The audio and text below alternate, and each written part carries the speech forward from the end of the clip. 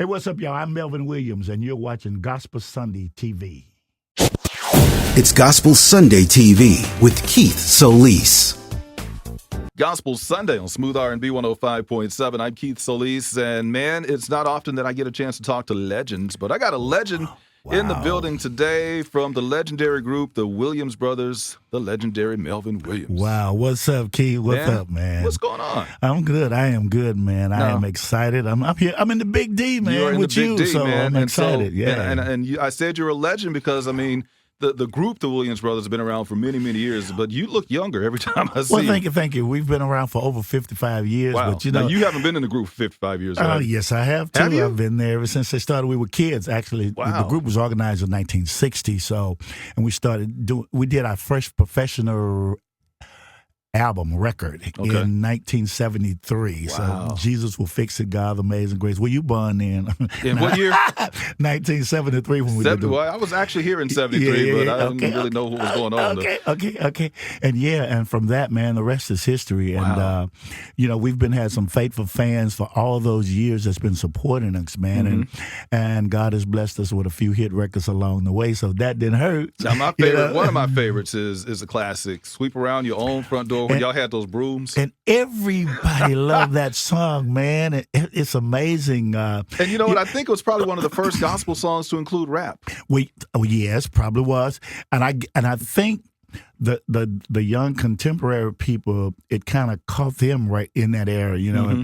and we didn't even we wasn't even thinking about contemporary. Wow. We wrote songs about the things that we relate to, and from day to day we saw, and Doug came up with "Sweep Around Your Own Front Door," and we was like, "Oh my God, we getting ready to get in trouble now." So now, who came up with the rap part? I really think Doug came up with the rap part. So do you remember it? And do you remember it? Come on. Come on, give me some.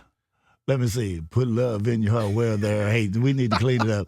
Don't let it be said too late. Something like that. You need to clean it up. Something like that. Whose idea was to have the brooms? I think it was kind of a combination of all of us. Let's get some brooms and sweep. Wow. Really show them what we're talking about. And as a matter of fact, that was the second. I want to say that was the second concept video. Okay. That was, I know it was in quartet music or traditional gospel, and I'm Just a Nobody was the first concept video. But it's gospel. interesting that that now Sweep Around was what year?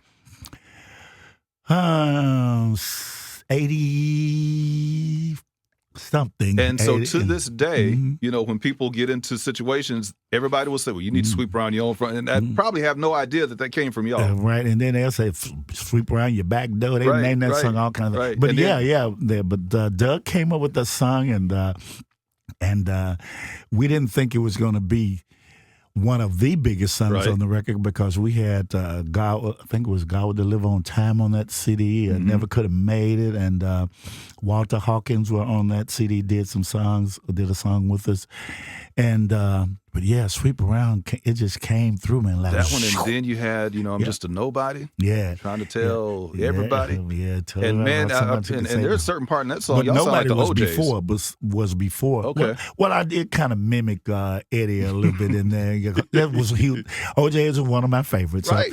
I admit, Eddie. I heard that run when you did that. I'm like, now that sounds like, sound like Cry Together. Yeah. Stairway to Heaven, exactly. all that stuff, man. And then y'all, connected with Stevie Wonder for Too Close, and just got in even more trouble. No, well, yeah. Well, and then, but at the end of the day, it was a good move, because Stevie had been talking about doing something gospel for years and years and years, and we really had no idea he was going to do it, because he's been talking about it so long. And the lady that was doing our uniforms out of L.A., one of her sisters was outfit coordinators for Stevie, and she said, well, maybe you ought to try to do a song with Stevie. We said, yeah. Y'all think y'all can do it? And so we didn't think anything about it. So Stevie was coming for the Essence Festival in New Orleans. So Henry Green, your boy, Green and I went down. Doug was doing something. He couldn't go. So we came to the Essence Festival, met him at the hotel, came upstairs, and he had this grand piano in the room, and we got to talking about all the songs that he grew up with, and one of the songs was "I'm Too Close." Wow. And we was sitting around the piano, and we was just doing. We did it the old Alex Bradford way. Too close. Oh, y'all took it to church. And he was playing. I said, Stevie, why don't we just do that song? He said, nah, we had to do something else. And we just kept singing, and we did the concert. And after that, we how you doing, bye. And 6 months later, almost 8 months later. So the Essence is in what month? Essence Festival. It's like in July. July. Yeah. Okay, the next year, we were doing a play for Keith Sweat's ex-wife, trying to even think of her name now, but anyway, we did a play for her, and Tyler Perry was directing the play. This is before he got his big. He right after that this he got the big one. And I'm just sitting, I'm trying to do the story as fast as I can. And then he called us 6 months later and said, I'm getting ready to fly to Jackson to do the song. He was in New York. We was in Florida with the play. So y'all needed to get home. So I immediately, everybody was calling us on a Sunday, man. Like my phone was ringing, Doug's phone was ringing. We was like, it's something happened, somebody died or something. We was just hoping, we was praying, something didn't happen. So it was Stevie Wonder trying to get us, he was coming from New York to fly to Jackson. We're like, oh my God, Stevie. And just so happened, they had a snowstorm, and he couldn't get out. Okay. So that gave me time to fly to Atlanta, pick up my truck, drive to Jackson, and get everything set up, man, for Stevie, man. He flew in, didn't charge us anything, nothing, not a dime. And, man, we just had a ball for about 4 days, 3.5 days in Jackson, man. We took him to a soul food place, and the rest is history, man. Stevie Wonder, man. Excellent. Now, we are preparing to say goodbye to President Barack Obama.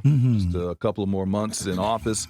But you had an opportunity to meet him just a few months. But I guess it was last year, right? You be keeping up, huh? Yeah, I know what's going on. You be keeping up.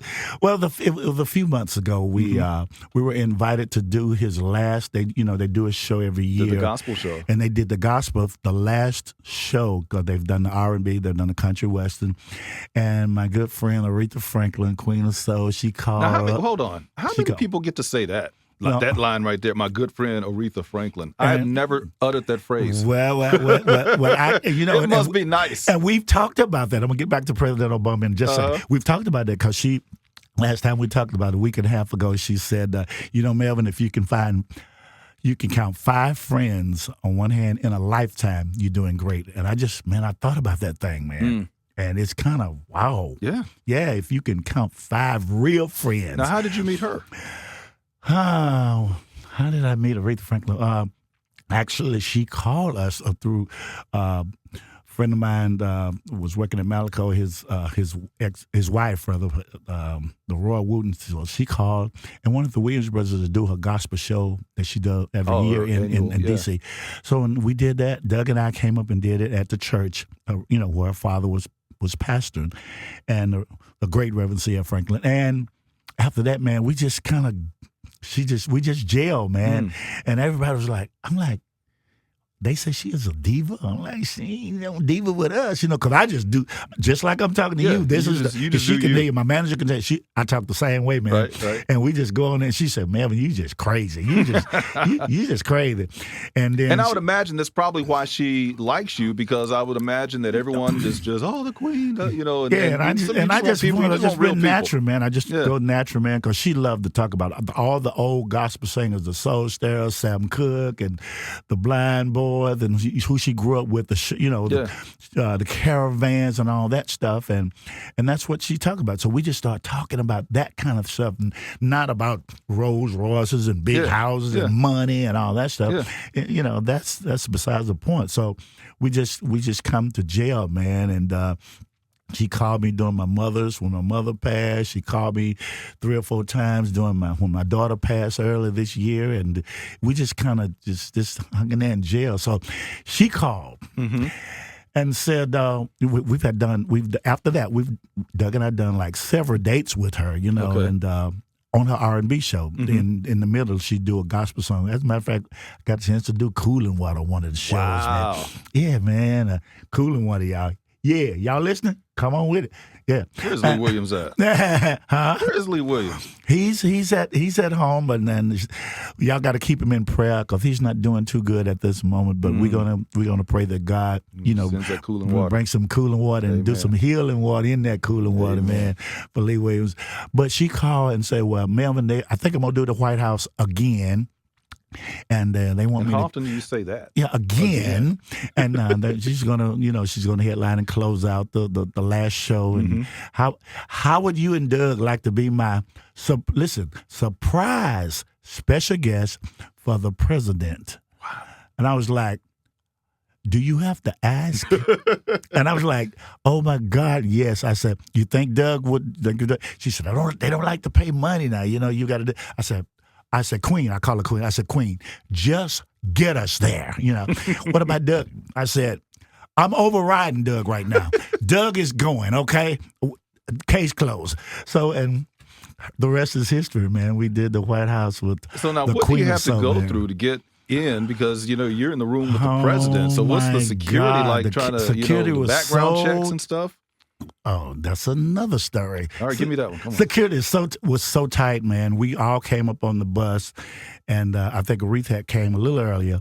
She wasn't on the bus. No. Well, it was a little security bus for us only, and her singers and stuff, and the musicians. Well, we came up, and everybody's showing their ID at the gate, and they pulled my ID out, and lo and behold, what was on my license and wasn't what they had on insecurity.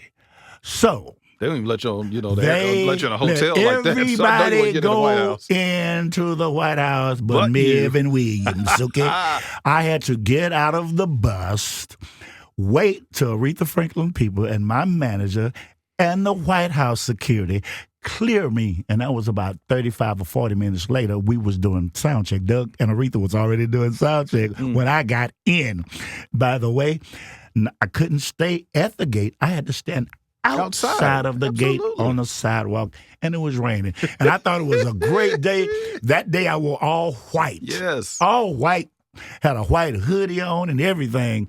And it rained on me, man. As I'd go down the street by an umbrella, and my manager's like, well, don't let it distract you. This is a historical day, da-da-da-da-da-da. And Absolutely. And they were like, okay, we're going to send security down and get you. Okay. 45 minutes later, here comes security walking down the street in a black suit, necktie, with no umbrella. Okay. Are you Melvin Williams? I said, yes, I am. I said, where's the car? Where's the kid? I said, you got to walk with me. So he got under my umbrella. I'm hot. I'm hot going up. I'm hot going in the White House, man. But anyway, by the time I got there, I started meeting all kind of people, and I'm like, oh, man, this is off the chain. So it was a great experience that I'll never forget, man. Now, the part of the show that we saw was when Queen. Here we go. I know. Queen got on her knees because, the spirit hit. And, the spirit, and she said sometimes you got to get on your knees, which she did, but couldn't get back up again. Donnie said we fall down, but we get up. She didn't get back up. Well, there's two stories. One that she got caught in the dress, and then one somebody what's the real story? Somebody said, well, one of her knees went out. So I don't know. But the thing about it, I don't know which one is the real story. But I'm going to say the dress got caught on in the shoe. But the thing about it was, she was on her knees, and she was adjusting the mic to me and saying, help me up. And I thought she was saying, help me out. And so when she adjusted the mic, did mic gesture and said, help me out, I thought. I just ran with it, baby. I said, I'm in the White House, and she said, sing? Oh, baby, I put me a shot on then, baby.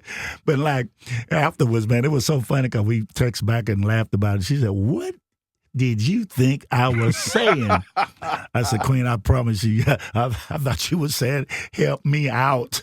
I said, after I found out, I ran over with Doug and the rest of them, just coming to help you up, baby. So what was the president like? Oh, man, it was absolutely, man. It was an absolute honor to meet him. He's a cool guy. Actually, we had the chance to meet him on stage and had more time during that little time as he went around and shake people's hands.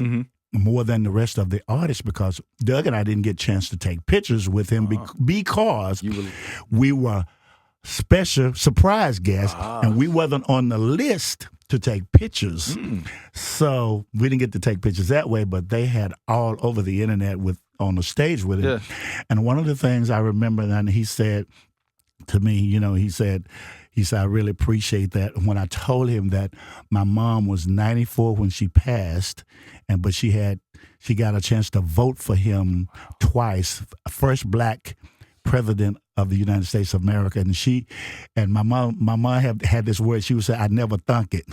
I never thunk it that I would vote for a black president 2 times in my lifetime." And I told him that really quick, man. And I just said, thank you for everything you've done in the country. And he said, I appreciate that. Thank you very much, man. Wow. And they was back there like, he's got his hand all over the president. They gonna drag him out in a minute. Wow. But yeah, man, he's a cool guy. Cool guy, great man. experience. Cool guy. Well, listen, you've got a brand new album out, Where I Started From. Now, tell us about that. Where I Started From, man, is an album that was inspired about 6 years ago when I had a chance to go to Russia, Turkmenistan, Azerbaijan, Georgia, and Moscow, about 5 weeks, and they appreciated traditional gospel so much, man. So it validated what I wanted to do all this time, and I came back to the States. I said, "This is it, man. I'm just gonna be the poster boy for traditional gospel music. I love all music. I was raised to listen, to learn, and to love all music. So, and I probably can sing a little bit of all of it, but the way radio and the way the gospel is going this day, and even just the new times, traditional gospel has been kind of pushed back in the corner, maybe not purposely, but at the same time, I just want this generation to know that it's a part of our heritage. It's a part of the foundation. It's the roots, man. It's the rocks. It's where we started from. These are the songs when the civil rights movement was going on, they were singing those songs, and even back to slavery, Go Down Moses, and I'm like, man, somebody's got to stand up and say, look, this is we're, the Williams brothers, and then but going forward, the Kirks and all the Jacala Cars and all of them, they're standing on somebody's shoulders, Absolutely. man, that couldn't eat at the front counters when they went to sing, like the Caravans and the early Soul Stairs and Blind Boys and the CBS Trumpeters. I'm going Swan Silvertones, Dixie Hummingbirds, the Nightingales, and I said, man, somebody's just got to stand up and just show them that, hey, man, there's nothing wrong. This is us. This is our DNA, man. This is where we come from. This is where we came from, Doc. So don't be ashamed. And that's what I'm doing, man. With all these songs, I went back, picked up my guitar, and did some old Pilgrim Jubilees. I did a Willie Banks and the Message special, one of his, Lord, I know you've been so good, God's goodness. And I went back and did a Mahalia Jackson classic, How I Got Over, man. Wow. And so it's been really doing good, man. The new singer is I Claim It Now, which is doing great. I got the one and only legendary Dottie Peoples on there singing with me, man. We did a remake of So Good. And right. R&B crooner, special 80s, early 80s. My good friend Glenn Jones is on there, man. Oh, yeah. He's crooning it too, Well, you talking about We've Only Just Begun? Glenn Jones? Yes, yeah.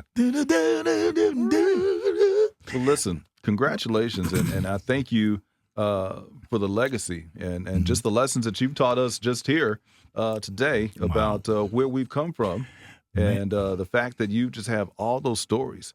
Man, just thank you for being with us this morning. Man, thank you for having. I got a bag full. That's just, that was just a snack right there. I got a bag full of stories, man. Got to come back and talk about it, man. But I just want to say that, the new album was going to drop 2017. The singer's out now, and we're just doing some grassroots promotion, and it's going good, man. It's going good. On my own label, my new label, Melvin Williams Entertainment. Y'all got to check it out. Go to my Facebook page, and then you can buy the record, but you can't buy it in the stores right now. Now, where can folks find you on social media? No, you can go to melvinwilliams.net. They can go to my Facebook page. They can go to Twitter. I got a bunch of stuff out there now. I got stuff my manager got me on. I don't even know I'm on. I'm like, hey, was that me? That was it? Yeah. Well, man, what up, y'all? I know y'all listening. How are you looking? Well, thank you for being with us today on Gospel Sunday TV. I'm Keith Solis. Thanks for watching. Thanks for watching Gospel Sunday TV. We'd like to know what you think. Subscribe, comment, and follow us on Facebook and Instagram. And also visit us at krnb.com.